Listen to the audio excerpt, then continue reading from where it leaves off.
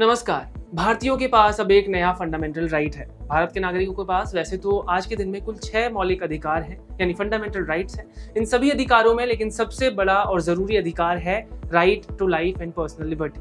इसके तहत supreme court ने कई तरह के अहम फैसले समय समय पर सुनाए हैं, जिसमें right to clean air, right to livelihood जैसे कई राइट्स शामिल हैं।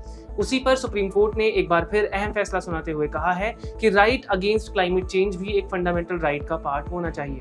क्या है पूरा मामला, आइए समझते हैं। Supreme court retired IAS officer doctor MK Ranjit Singh की रेट पिटीशन पर सुनवाई कर रहे थे, जिसमें कहा गया था कि ग्रेट इंडियन बस्टर्ड, जिसे सोहन चिड़िया भी कहा जाता है, और लेसर फ्लोरिकॉन की संख्या देश में लगातार कम होती जा रही है और ये प्रजाति देश में विलुप्त होने की कगार पर है।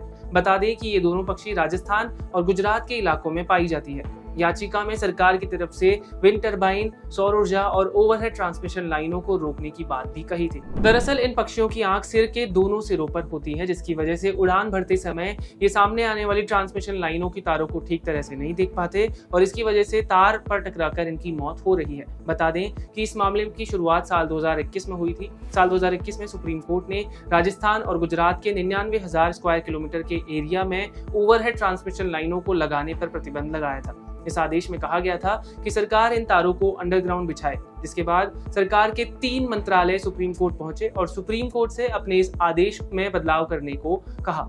इसके अलावा सरकार ने कहा कि भारत को अपने रिन्यूएबल एनर्जी गोल्स और सस्टेनेबल डेवलपमेंट गोल्स को भी पूरा करना है। इसके लिए इस तरह के प्रोजेक्ट्स लाना जरूरी होगा। सुप्रीम कोर्ट ने सरकार की इस बात को माना और एक एक्सपर्ट कमेटी का गठन किया, जिसमें wild life institute of India Dehradun के डायरेक्टर डॉक्टर हरिशंकर सिंह के साथ doctor Niranjan Kumar Vasu, B Majumdar, doctor Devesh Gadhvi, Lalit Bora और पर्यावरण मंत्रालय के सचिव भी शामिल किए गए हैं। ये समिति रिन्यूएबल एनर्जी की ट्रांसमिशन लाइन और इससे ग्रेट इंडियन बस्टर्ड के संरक्षण के उपाय को सुझाएगी। पीठ ने कहा कि भारत में ये जरूरी है कि अंतर्राष्ट्रीय नियमों को भी पूरा किया जाए और ग्रीन हाउस गैसों के उत्सर्जन को कम कर लोगों के मौलिक अधिकार भी सुरक्षित रखे जाए। इसके अलावा सुप्रीम कोर्ट ने इस बात को भी नोटिस किया कि भारत के नागरिकों के पास क्लाइमेट चेंज के लिए कोई अधिकार है ही नहीं।